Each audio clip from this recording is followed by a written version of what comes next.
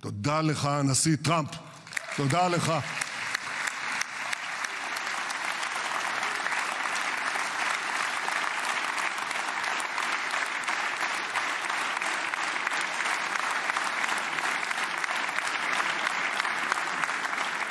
Now, I know that the teleprompters are working well, though I'm not using them. But I'm not sure about the translation. So I'll say words in English. President Trump, the Knesset welcomes you and your distinguished delegation to Jerusalem, our eternal capital. This is your first visit to Israel since you recognize Jerusalem as our capital and moved the embassy here. Thank you, President Trump, for that.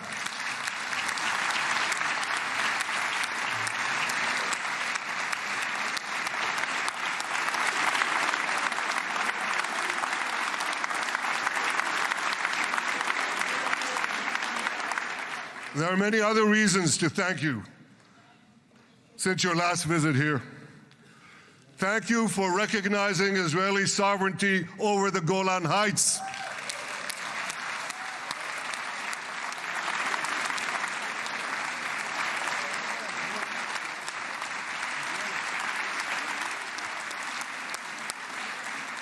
Thank you for standing up to the lies against Israel in the United Nations.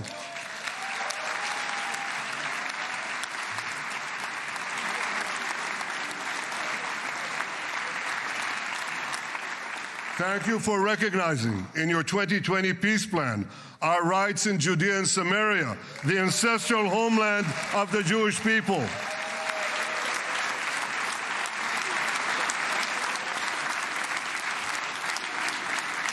Thank you for brokering the historic Abraham Accords.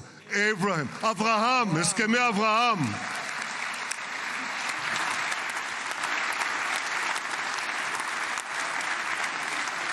Thank you for withdrawing from the disastrous Iran nuclear deal.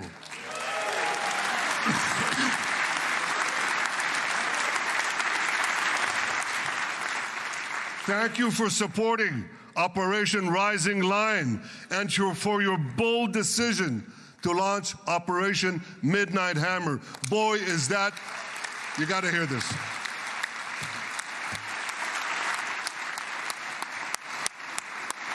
This is the most fitting name ever named for a military operation, because a little after midnight, you really hammered them.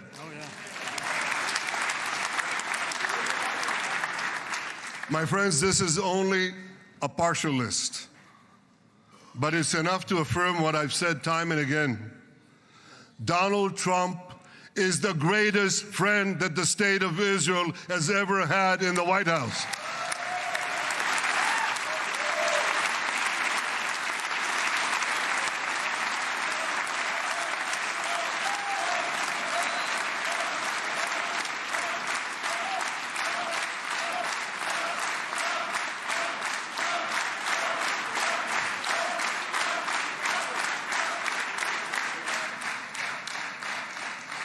No American president has ever done more for Israel. And as I said in Washington, it ain't even close. It's really not a match. Mr. President, today we welcome you here to thank you for your pivotal leadership in putting forward a proposal that got the backing of almost the entire world. A proposal that brings all our hostages home.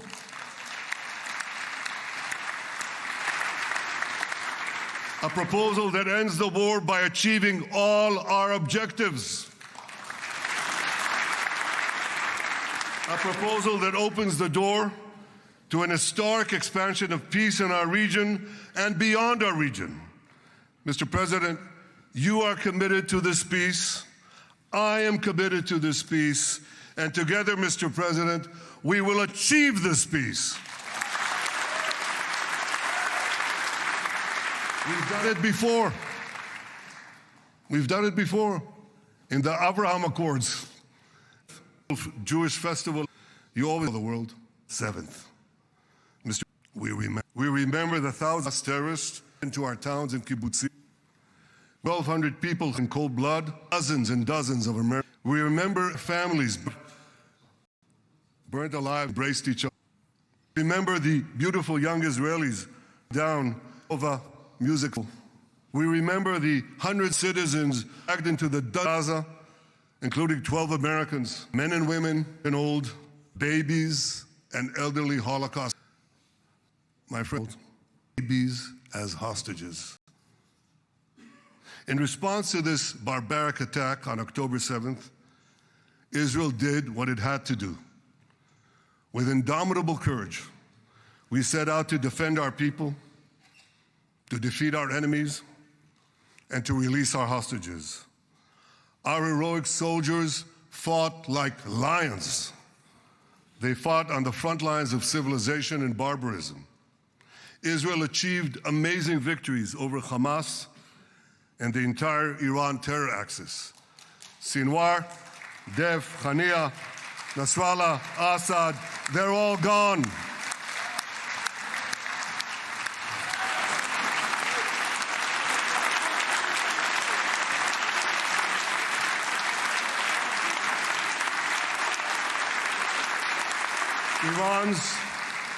Iran's nuclear weapons and ballistic missile program, with your enormous help, Mr. President, rolled back. Half the Houthi leadership wiped out. But the price of this victory, the price of these victories, has been heavy.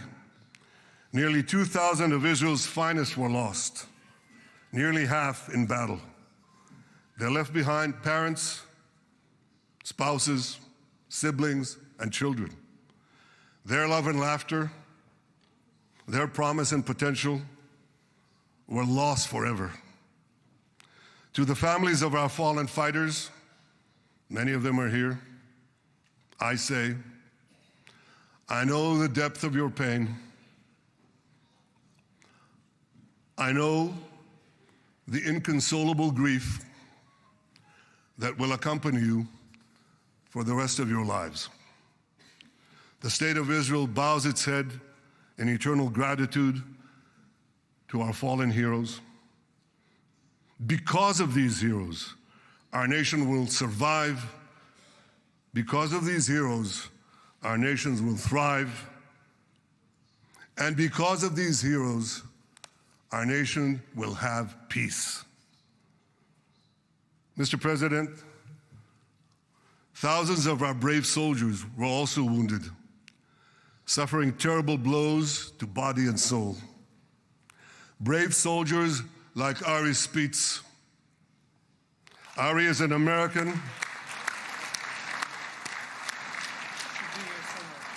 Ari is an American Israeli who was injured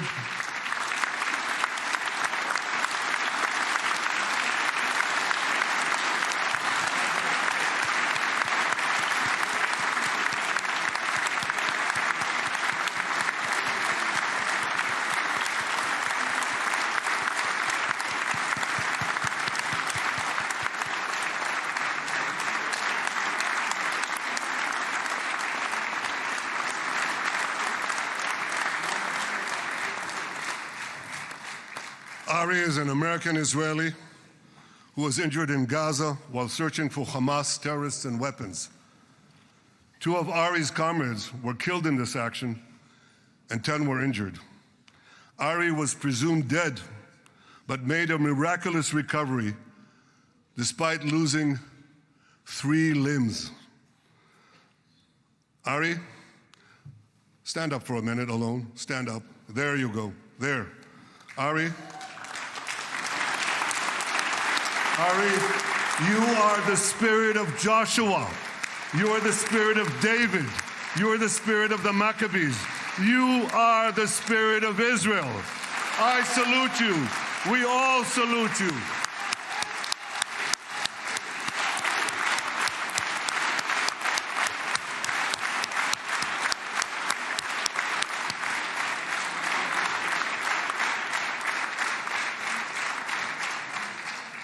Sabine Tassa, of Kibbutz Netiv HaAsara is watching us today from the Israeli consulate in Los Angeles.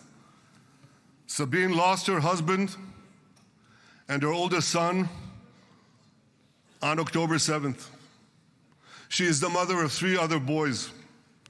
2 of them, Koren and Shai, witnessed their father jump on a Hamas grenade to save his 2 sons.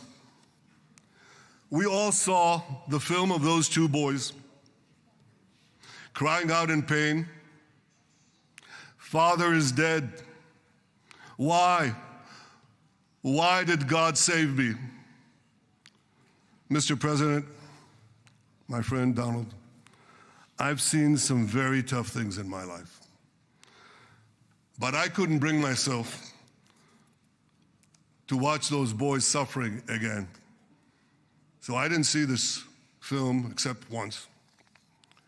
Yet Sabine, their mother, has had the strength and fortitude to show this film across the world. And my wife Sarah and I asked her, "Sabine, how do you do it? Why do you do it?"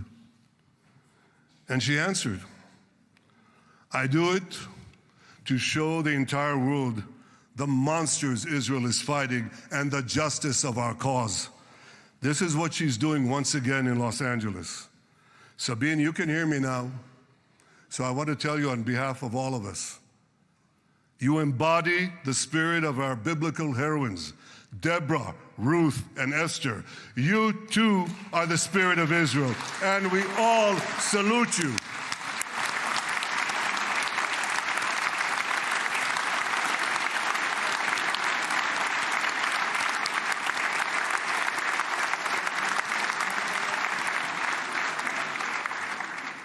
Mr. President, you asked me on our many conversations during the 12-day war with Iran, you asked me, how are the people holding up? And I said to you, our people are strong.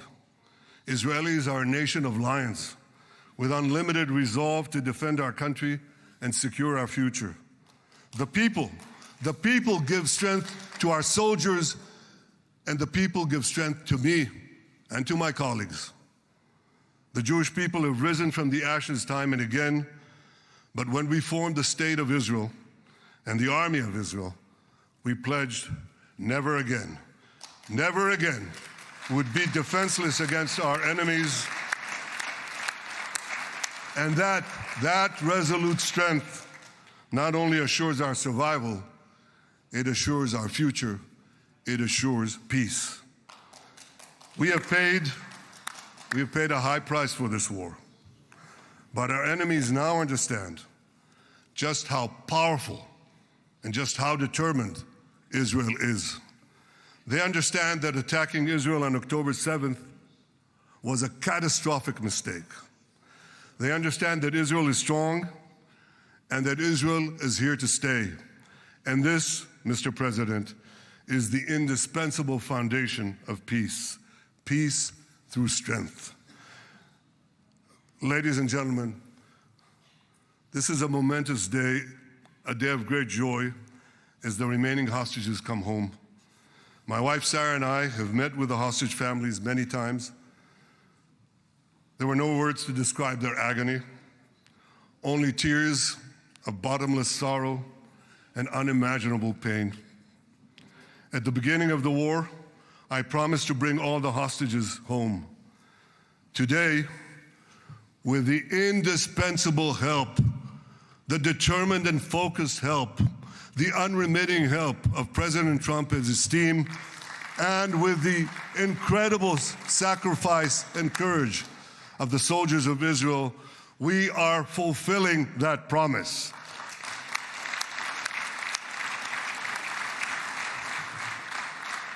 It has been a long journey to get here. In the first week of the war, our brave soldiers put military pressure on Hamas, and the international community put diplomatic pressure on them. This enabled us to secure the release of over 100 hostages. In heroic rescue attempts behind enemy lines, Israel's special forces rescued 8 live hostages and brought back the remains of dozens more. But as time went on, we all know what happened. The diplomatic pressure was turned on its head. More and more governments bought into Hamas's false propaganda. More and more governments succumbed to anti-Semitic mobs in their own countries. They just turned on Israel. They called for us to surrender to Hamas demands, just leave Gaza immediately, they said, end the war without committing to disarm Hamas, without committing to demilitarize Gaza. Had Israel succumbed to those demands, not only would Sinwar, Nasrallah, Assad, and Iran's missile and nuclear program remain intact. Not only that, because in no time, the Hamas killers would be back on the border fence, ready to repeat the horrors of October 7th again and again, as they vowed to do. But just at that point of maximum pressure on Israel, a man named Donald J. Trump was elected President of the United States.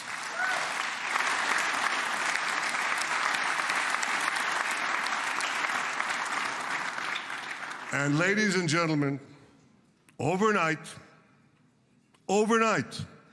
everything changed.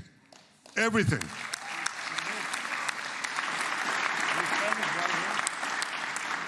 Mr. President, thanks to your unequivocal backing of Israel, we secured a second hostage deal within weeks of your election.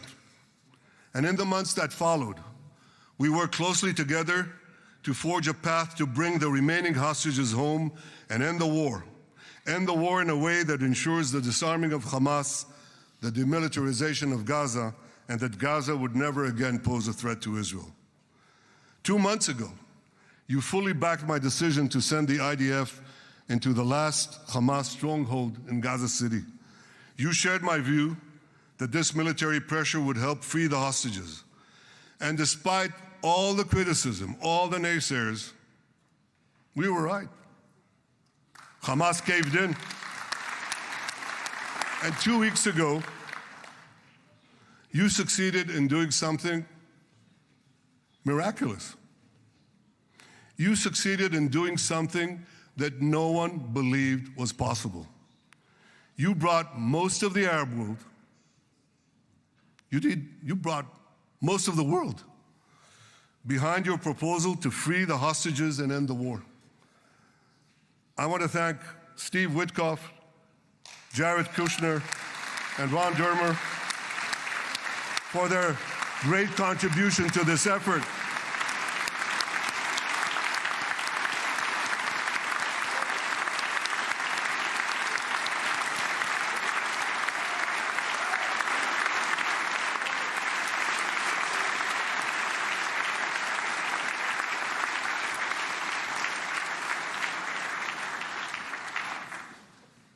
And I want to thank our negotiating team.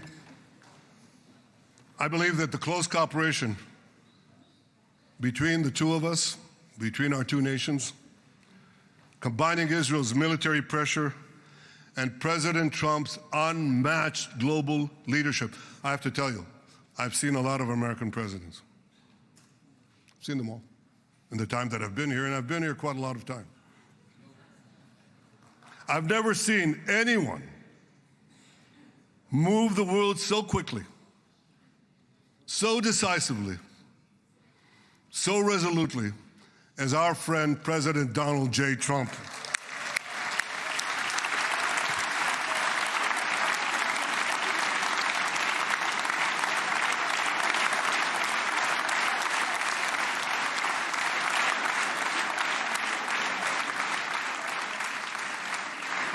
With our military pressure and President Trump's global leadership, we achieved this historic moment.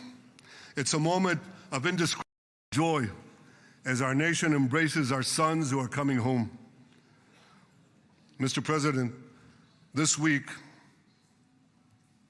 Jews around the world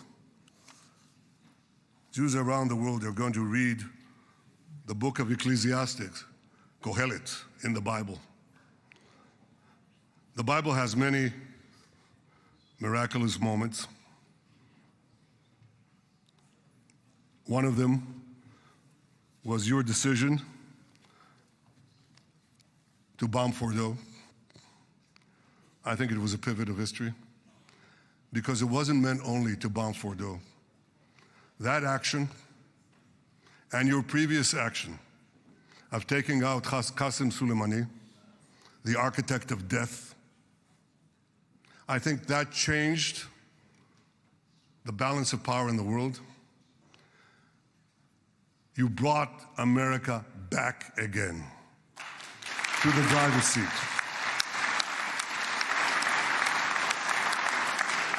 Now, I said that we're going to read this week the book of Ecclesiastes. It's not a book of action. It's a book of meditations, of thought, a perspective on life and on death.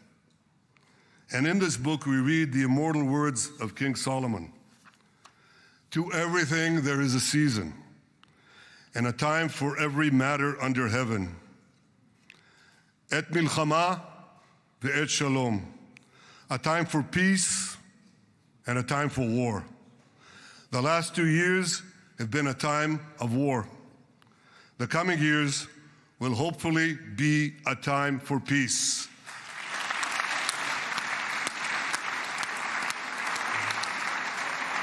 Peace inside Israel and peace outside Israel.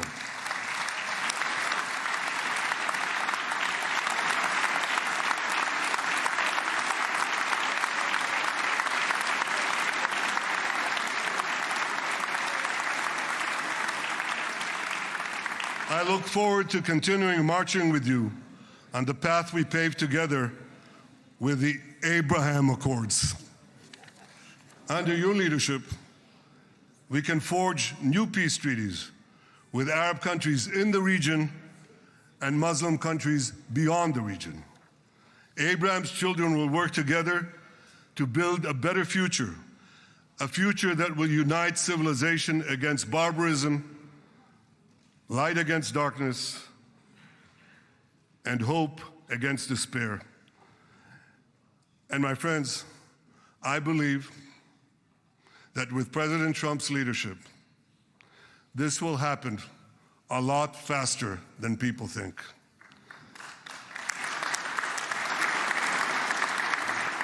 As Prime Minister of Israel, I extend my hand to hold those who seek peace with us. No one wants peace more than the people of Israel. Israel will always remain vigilant in defending itself. And Israel will always remain full of hope. Hope is our national anthem. Hope is our creed. Hope is our strength. It is time, my friends, to realize that hope and expand the circle of peace. Mr. President, thank you for all you have done for us. I have submitted your nomination to be the first non-Israeli recipient of the Israel Prize, Israel's highest award. As to that other prize, just a question of time, you'll get it. But I want you to get the Israel Prize, our highest award, to our greatest friend.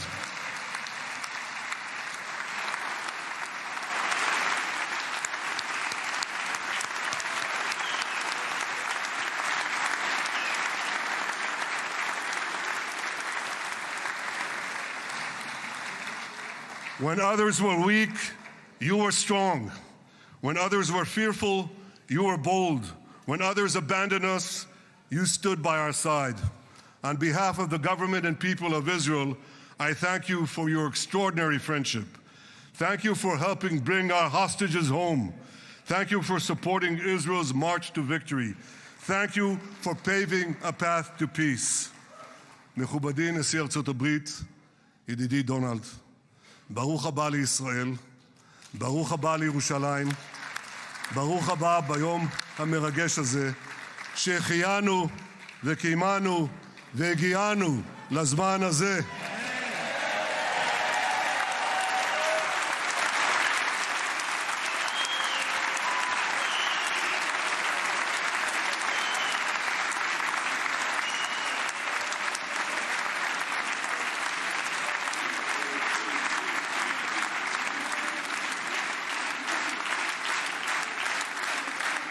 May God bless you and your family, Mr. President. May God bless America. May God bless Israel. And may God bless the covenant between our two promised lands. Thank you, Mr. President.